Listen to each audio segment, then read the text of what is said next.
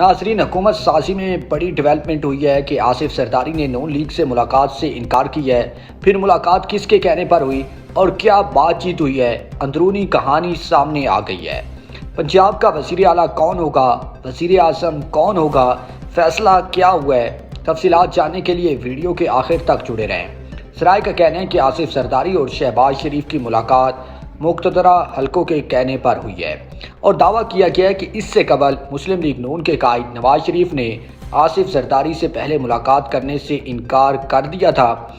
सराय का बताना है कि निगरान वज़ीर आला पंजाब मोहसिन नकवी ने सालिस का किरदार अदा किया है, जिसके बाद इनकी रहायशगाह पर दोनों रहनुमाओं की मुलाकात हुई।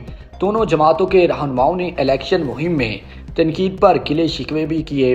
सराय का कहना है था कि शहबाज शरीफ ने आसिफ जरदारी से पीपल्स पार्टी की क़यादत की जानिब से बेजा तनकीद का शिकवा किया, जिस पर पीपल्स पार्टी के शरीक चेयरमैन ने कहा कि वो इलेक्शन का हिस्सा था, मियाँ साहब इसको भूल जाएं।